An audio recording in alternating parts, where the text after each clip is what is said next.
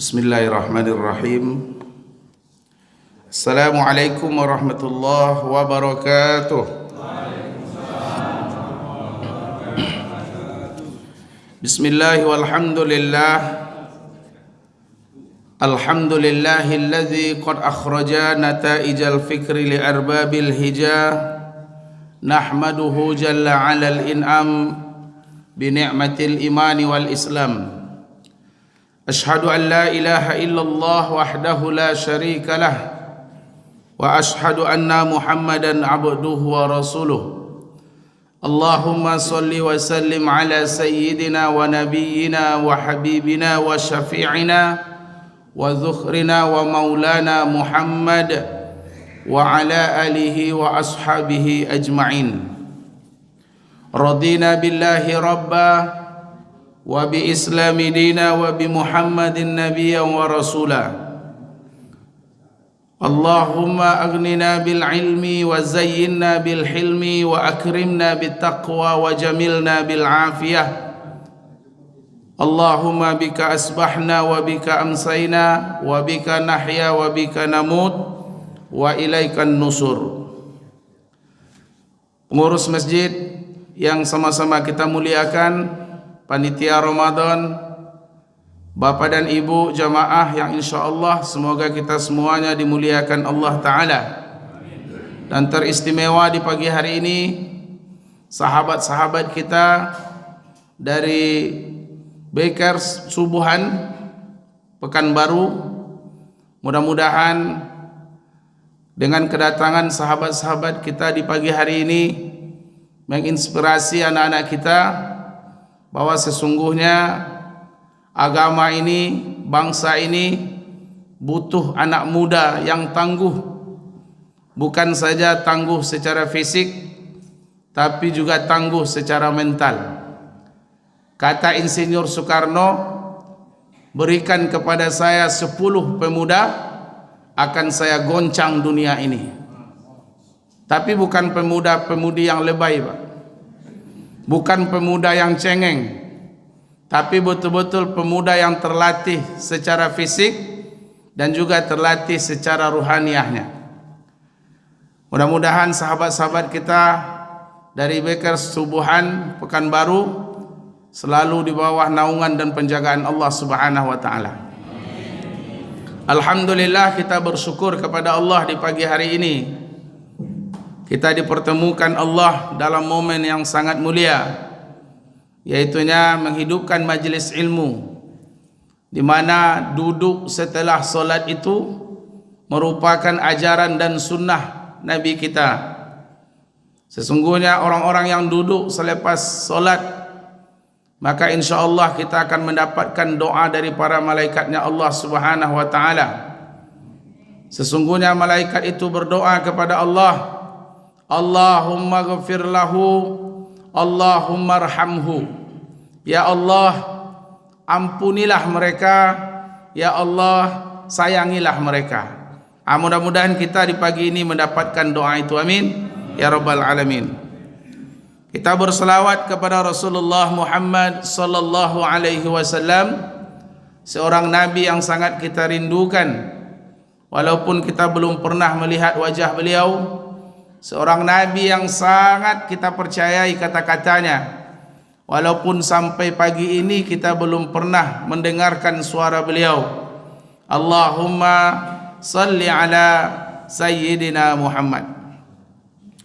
Baiklah Bapak Ibu jamaah yang dimuliakan Allah, kita lanjutkan kajian kita. Ya, kemarin kita sudah sampaikan ya hal-hal yang menggugurkan dosa, 3 hal yang akan menggugurkan dosa kita. Ya, kemarin kita sampai di cerita Nabi Ibrahim alaihissalam. Kenapa beliau sampai digelari dengan Khalilullah? Alasannya ada 3. Yang pertama, Nabi Ibrahim alaihissalam itu mengutamakan perintah Allah di atas segalanya. Apapun yang diperintahkan oleh Allah, beliau tak banyak berhelah-helah, Pak. Turun perintah untuk berkhitan, langsung beliau lakukan khitan. Walaupun beliau sudah berumur 80 tahun, berkhitan, belum ada alat secanggih sekarang, belum ada yang namanya sinar laser, belum ada namanya pisau karter. Yang ada waktu itu cuma kapak dari batu, Pak. Beliau lakukan itu tanpa pikir panjang, Pak. Ada usah Bapak bayang itu, Pak. Cemana kejadiannya, ada usah Bapak bayangkan. Yang jelas beliau khitan 80 tahun, bayangkan aja Bapak Ibu. Turun perintah Allah sembelih anak, beliau lakukan. Makanya wa izzi batala Ibrahim kalimatun fa'atammahun. Ya, ketika Nabi Ibrahim diuji dengan beberapa ujian, beliau sempurnakan ujian itu. Sampai Allah berkata, ya, bahwa aku menobatkan kamu sebagai bapaknya para nabi. Beliau adalah sayyidnya kita. Makanya ketika kita berselawat kepada Rasulullah sallallahu alaihi wasallam, kita juga berselawat kepada Nabiullah Ibrahim alaihissalam. Alasan kedua, Nabi Ibrahim itu sangat pemurah. Beliau orang yang suka bersedekah, memberi makan. Makanya disampaikan kemarin, kalau Nabi Ibrahim itu akan makan, Bapak Ibu, itu beliau tidak makan kecuali dengan tamu. Kalau tidak ada orang bertamu ke rumah beliau, beliau sampai berjalan mencari sekian mil, berjalan kaki mencari tamu supaya datang ke rumah. Itu pemurahnya Nabi Ibrahim alaihissalam. Kalau ada bertamu ke rumah beliau, tak tanggung-tanggung beliau memuliakan tamu, sampai menyembelih seekor anak sapi untuk tamu beliau. Yang ketiga, Nabi Ibrahim kenapa digelari Khalilullah itu? Nabi Ibrahim tidak pernah ragu dengan rezekinya Allah Subhanahu wa taala. Beliau tidak pernah ragu. Jadi kita tidak usah ragu dengan rezeki yang sudah Allah sediakan untuk kita. Jadi kalau Bapak Ibu datang ke masjid subuh, tidak usah ragu-ragu, Pak. Macam mana lagi Ustaz? Lado masuk subuh, ikan masuk subuh, galih masuk subuh. Tidak akan rugi Bapak Ibu. Tak akan rugi dengan datang ke masjid. Berapa kerugian dunia kita, Allah ganti kerugian itu. Bahkan gantinya itu lebih baik dari dunia beserta isinya. Rak'atul fajri khairum minad dunya wa ma fiha. 2 rakaat solat sunat sebelum subuh itu lebih baik dari dunia beserta isinya. Maka jangan ragu Bapak Ibu. Wa ma min dabatin fil ardi illa 'ala Allahi rizquha. Tidak ada yang melata di muka bumi ini kecuali Allah jamin rezekinya. Bapak Ibu yang dimuliakan Allah. Ini kemarin sudah kita bahas. Kita lanjutkan Bapak Ibu. Wa amal kafaratu, adapun hal-hal yang menghapuskan dosa.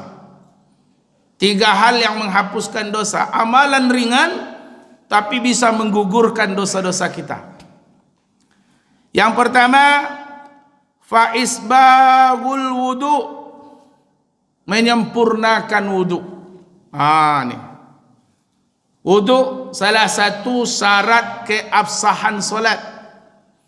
La solata liman ahdasa hatta yatawadda.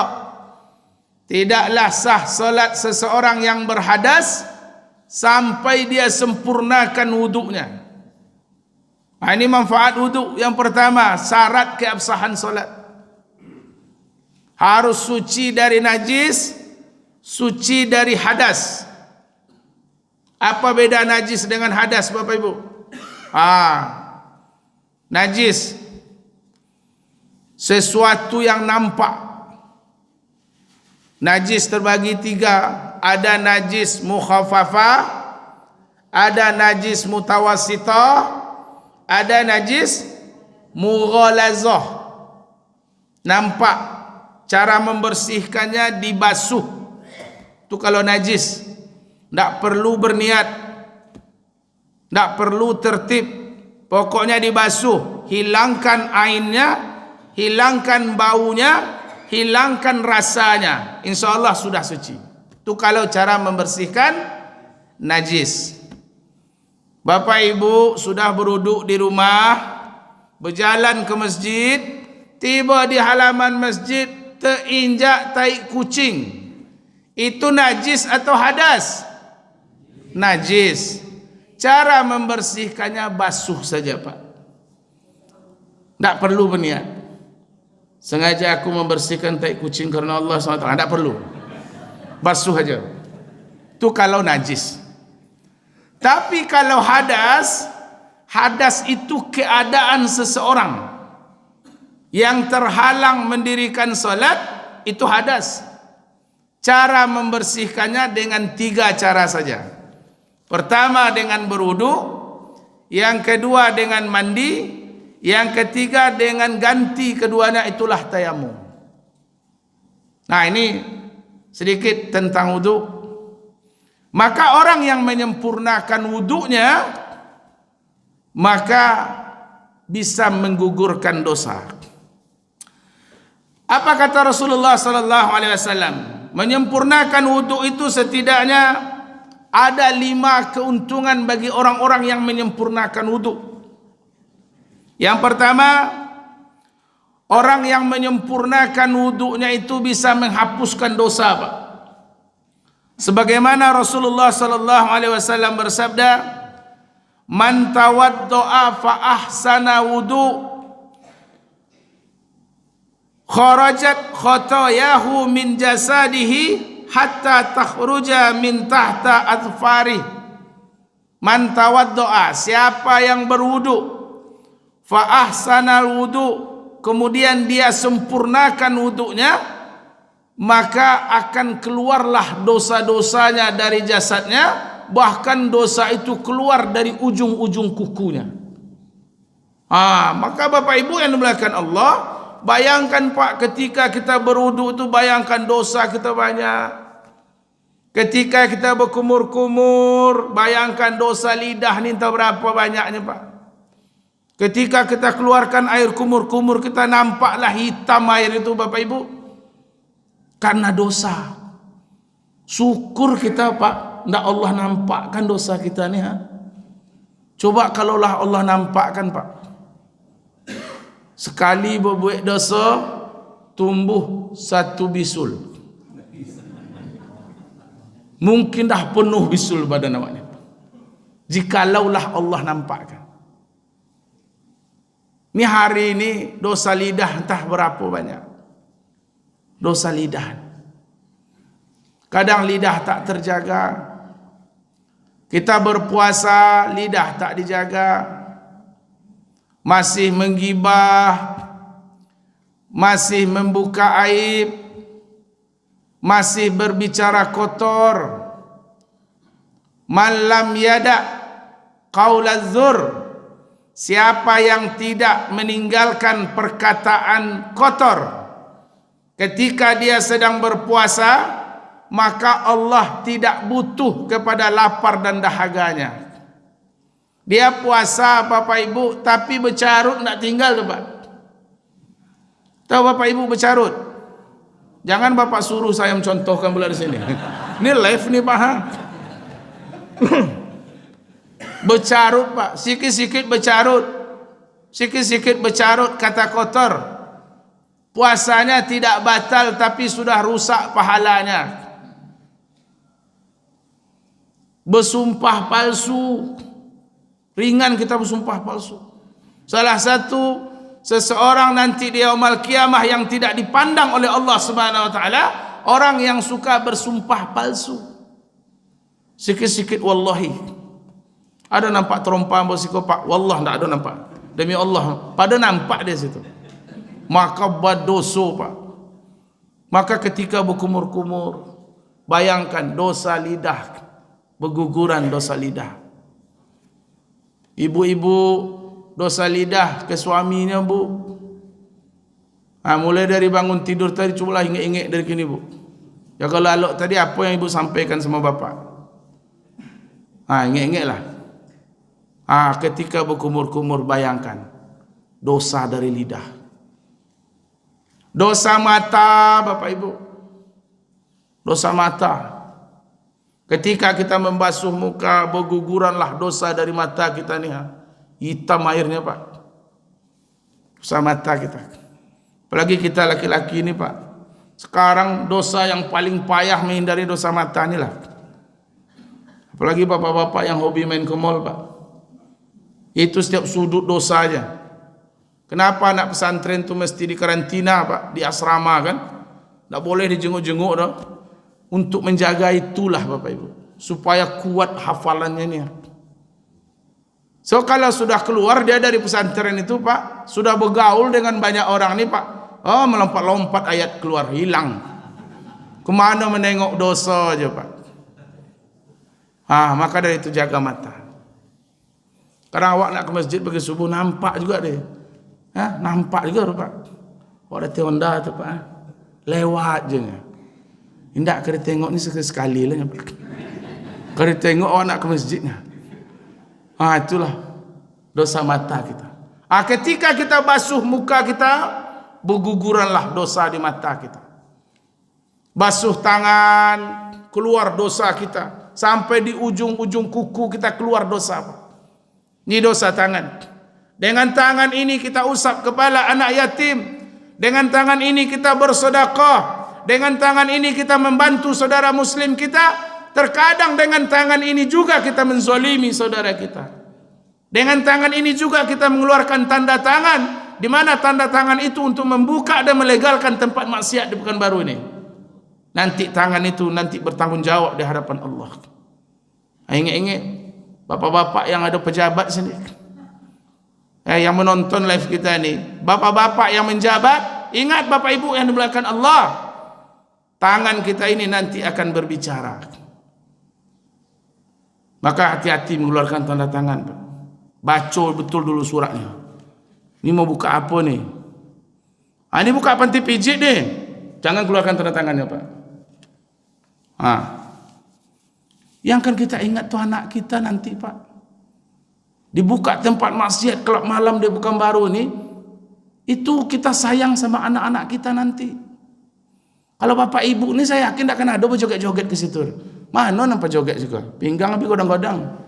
Tak ada nampak. Tapi anak kita nanti 10-20 tahun yang akan datang, dia nak pergi sekolah, nak pergi mengaji, lewat ke depan tempat maksiat yang bapak legalkan itu. Rusak generasi muda kita ni. Maka itu Bapak Ibu yang dimuliakan Allah, ketika berwudu ingatlah dosa-dosa tangan. Dosa ketika mengusap kepala, dosa kepala pikiran kita yang selalu bersuuzon kepada orang lain, yang selalu bersuuzon kepada Allah Subhanahu wa taala. Kita sering berprasangka buruk, bukan sekedar kepada manusia, tapi bahkan berprasangka buruk kepada Allah Subhanahu wa taala. Menuduh Allah tak adil. Kayaknya Allah ni tak adil dah Ustaz. Awak yang rajin ke masjid subuh, payah je hidup awak. Tu ada orang tak sembahyang, hidupnya enak, piti banyak. Kayaknya Allah memang tak adil. Jikalah Allah letakkan keadilan menurut kita, jika Allah itu adil menurut kita, mungkin tak ada kita ni yang hidup hari ini. Allah musnahkan manusia ni semuanya. Mana yang buat dosa Allah musnahkan, mana yang berbuat dosa Allah musnahkan. Kalau itu pengennya kita, mungkin tak ada manusia di muka bumi ini. Maka Bapak Ibu yang dimuliakan Allah SWT, keuntungan menyempurnakan wuduk yang pertama, menghapuskan dosa-dosa kita Pak. Maka betul-betul dihayati berwuduk itu. Betul-betul dihayati. Lakukan berwuduk dengan sabar, dengan tenang. Yang kedua, keuntungan berwuduk, nanti anggota wuduk kita itu akan bercahaya nanti di yaumul qiyamah. Akan mengeluarkan cahaya. Apa kata Nabi SAW? Inna ummati yud'auna yaumal qiyamati ghurral muhajjilin min atharil wudu. Sesungguhnya umatku nanti akan dipanggil pada hari kiamat dalam keadaan anggota wuduknya itu bercahaya karena bekas-bekas berwuduk di dunia ini. Bercahaya, mukanya bercahaya, tangannya bercahaya, jidatnya bercahaya, kakinya bercahaya Bapak Ibu. Jadi Nabi itu tahu mana yang bercahaya-cahaya, itulah umatnya. Itulah beda kita dengan umat yang lain nantinya. Mengeluarkan cahaya. Ini jemaah Munawarah ini semua nanti bersinar wajahnya Pak. Walaupun di dunia ini hitam-hitam wajah, tapi nanti insyaAllah bersinar. Bersinar, bercahaya Pak. Ya tergantung seringnya kita berwuduk. Ada cahayanya seperti rembulan, ada cahayanya seperti matahari, ada cahayanya seperti bola lampu ini, ada cahayanya seperti kunang-kunang. Karena memang berwuduk jarang, 5 kali dia sehari itu seperti kunang-kunang. Tahu Bapak Ibu kunang-kunang? Nah, kadang timbul, kadang hilang, kadang dia muncul balik. Itu. Ya, kadang berwuduk, kadang tidak. Ada memang cahayanya memang antara hidup je padamnya, kijak-kijaknya. Kalau dari jauh tak nampak. Berdakaian itu baru nampak Pak. Kau cuma berwuduk 2 kali saja setahun, Idul Fitri sama Idul Adha ya. Itu pun lah karelo bininya nyuruh itu Pak. Poilah sembahyang bang ya. Hari raya kau Dia ada kepiah baru lalu leh sembahyang dia karena sogan sama tetangga, apa itu sembahyang Pak. Itulah cahaya seketek. Ya. Antara hidup dan pudur lah. Pudur. Maka berwuduk Bapak Ibu, ya sabar Pak berwuduk tu Pak, sabar. Musuh muka tu memang sabar, disempurnakan basuhnya,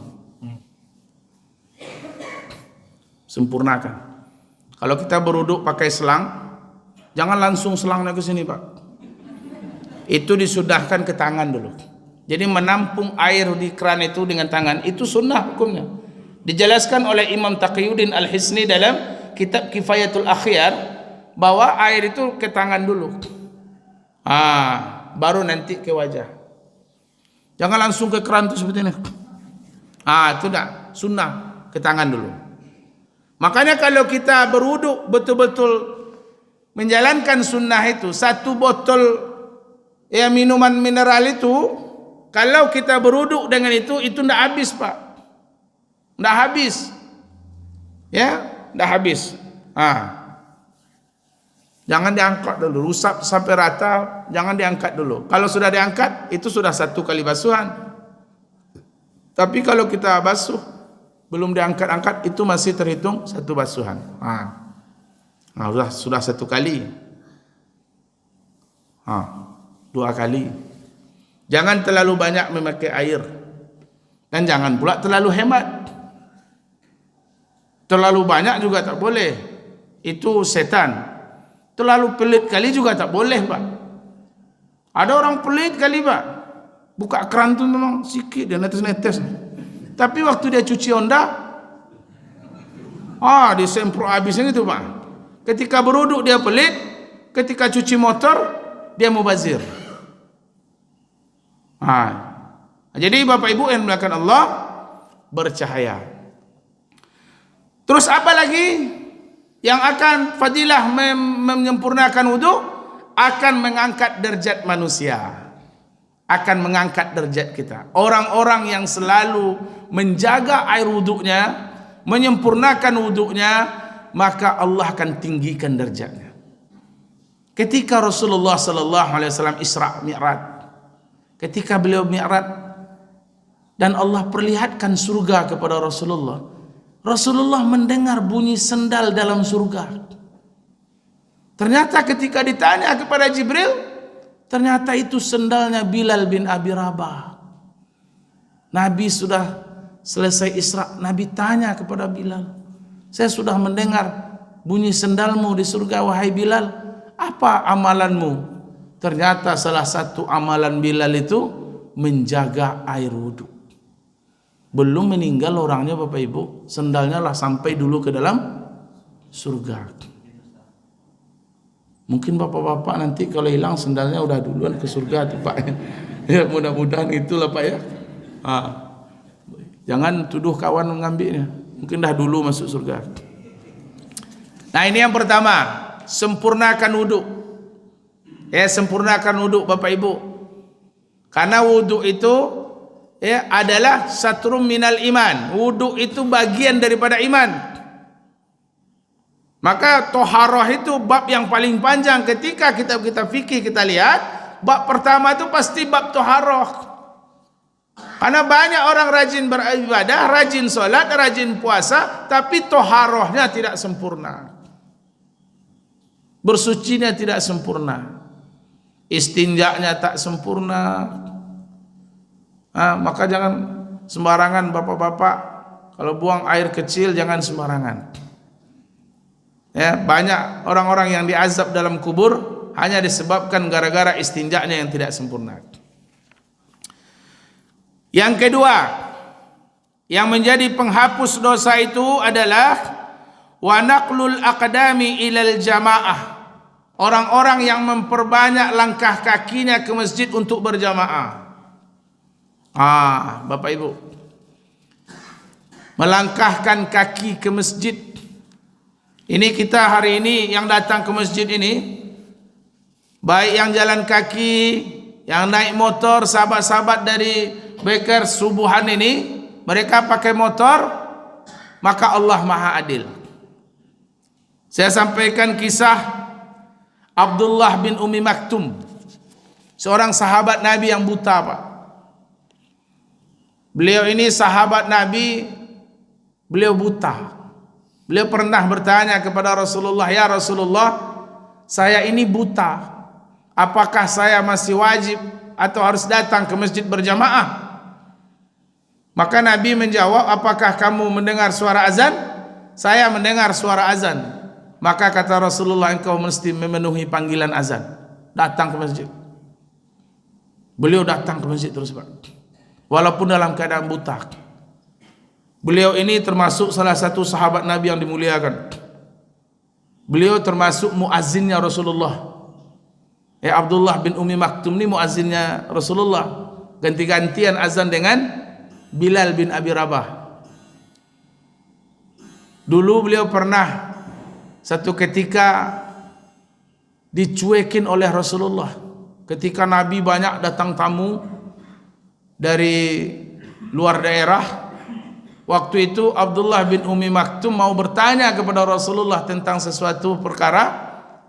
Nabi waktu itu tidak hiraukan Abdullah bin Ummi Maktum. Maka ketika itu turunlah surat Abasa. Abasa wa tawalla an ja'ahul a'ma wa ma yudrika la'allahu yazakka. Itu teguran kepada Rasulullah, kenapa engkau berpaling dan bermasa-masa muka ketika datang kepadamu orang buta. Ini adalah Abdullah bin Ummi Maktum. Nah, ketika itu ayat itu turun, Rasulullah memberikan posisi yang spesial bagi Abdullah bin Ummi Maktum. Beliaulah yang menjadi muazzinnya Rasulullah, bersama Bilal bin Abi Rabah. Dan Abdullah bin Ummi Maktum juga ketika Rasulullah pergi berdakwah dan berperang, Abdullah bin Ummi Maktum lah yang menjadi imam pengganti Rasulullah sallallahu alaihi wasallam. Nah, satu ketika Bapak Ibu, Abdullah bin Ummi Maktum ini pergi ke masjid. Tiba di jalan beliau jatuh. Tersandung batu, jatuh berdarah kepalanya. Tapi beliau tidak pernah putus asa. Beliau masih datang ke masjid dengan keadaan merangkak. Merangkak, Pak. Akhirnya sampai juga di masjid. Karena beliau jatuh ini, besoknya ketika beliau mau ke masjid, datanglah seorang anak muda menawarkan pertolongan. "Wahai Tuan, kalau Tuan mau ke masjid, biarlah saya tolong." Dibimbingnya tangan Abdullah bin Ummi Maktum ini ke masjid, sampai ke pintu masjid.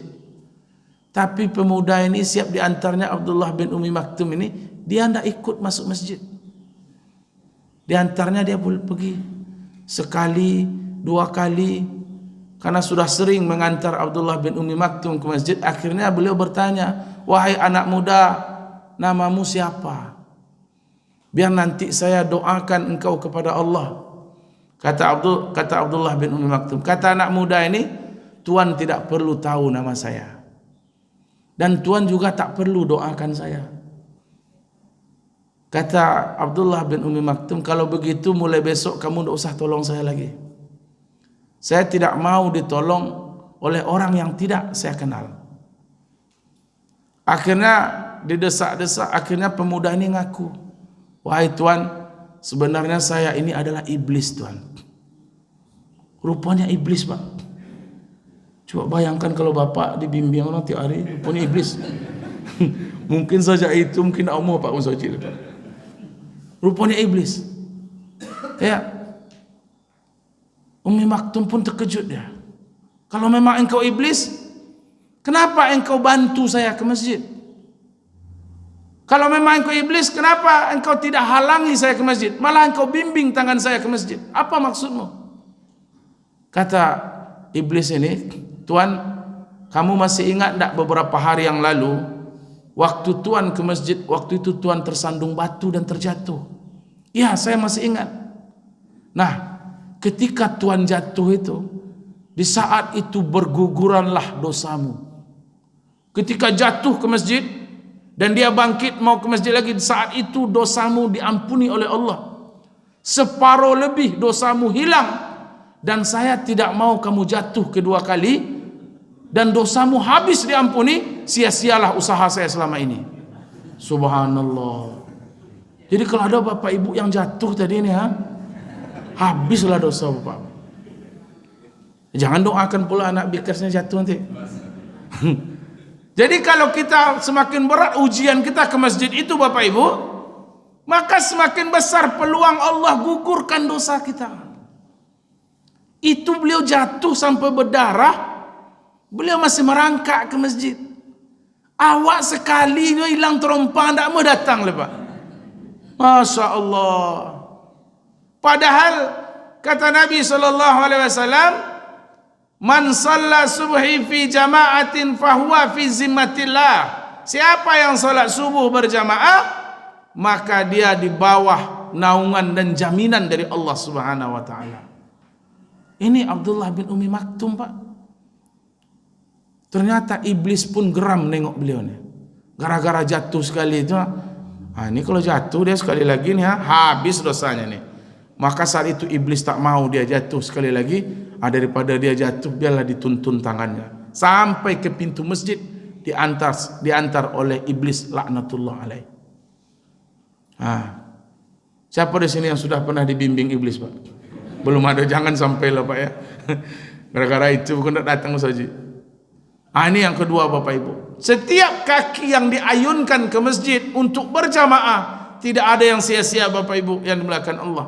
Pergi dan pulangnya sama. Allah hitung langkah-langkah kakinya.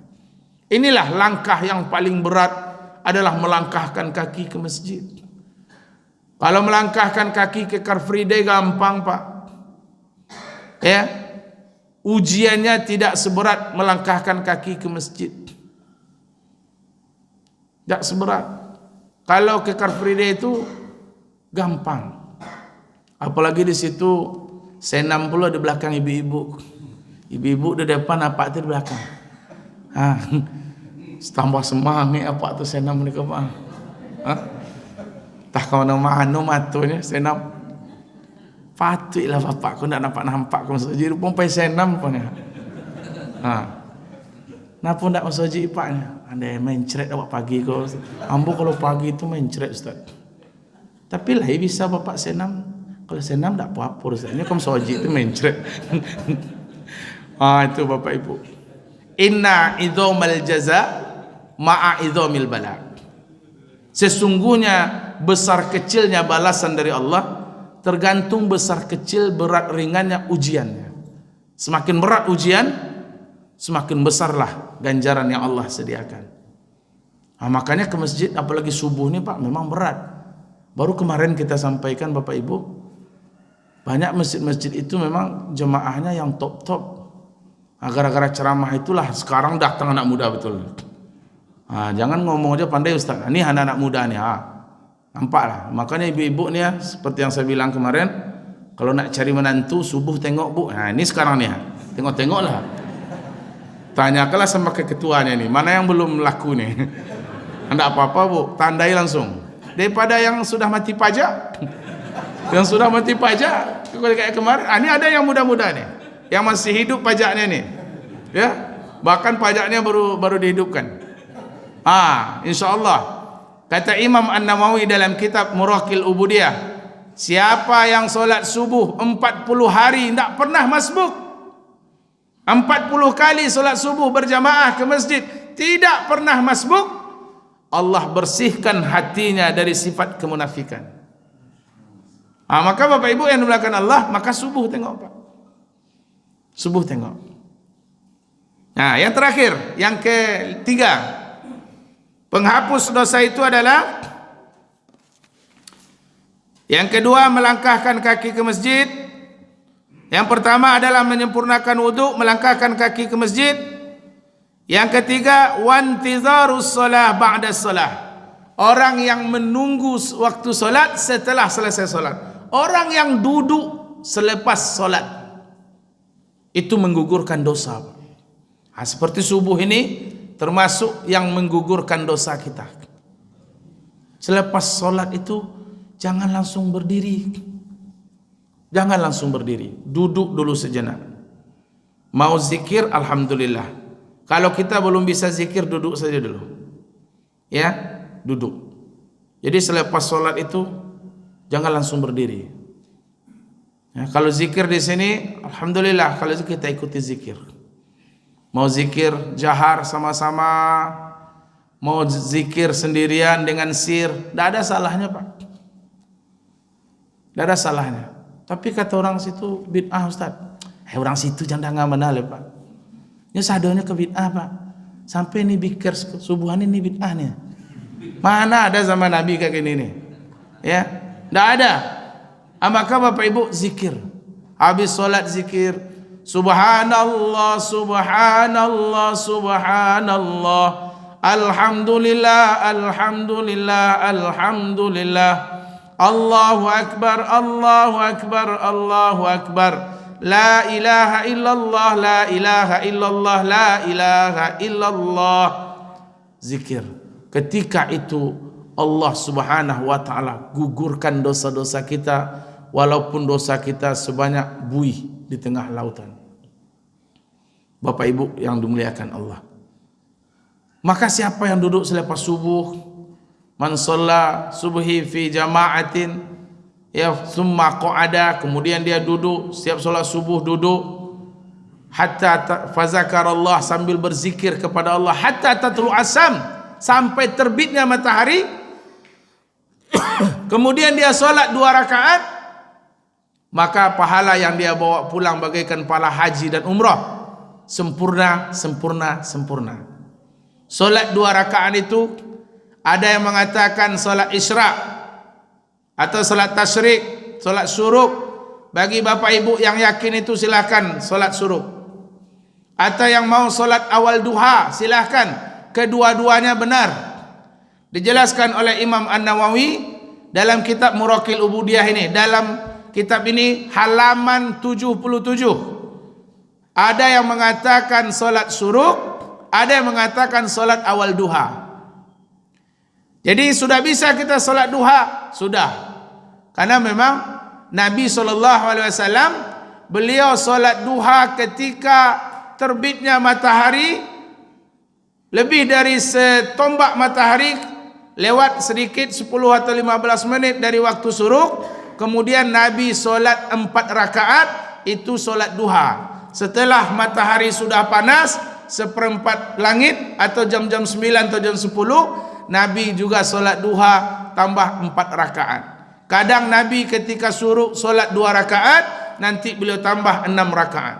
Dan ini dijelaskan oleh Imam An-Nawawi dalam kitab Muraqil Ubudiyah, syarah dari kitab Bidayatul Hidayah. Serahkan Bapak Ibu yang dimuliakan Allah. Mau solat syuruk atau tasyrik juga tak ada masalah. Maka ketika kita duduk selepas solat, saat itu kita di bawah, ya, dikelilingi oleh para malaikatnya Allah Subhanahu wa taala yang selalu mendoakan kita, Allahumma ghfir lahu, Allahumma arhamhu, ya Allah ampunilah mereka, ya Allah sayangilah mereka. Nah inilah Bapak Ibu yang dimuliakan Allah, 3 hal yang amalan ringan yang menyebabkan penggugur dosa.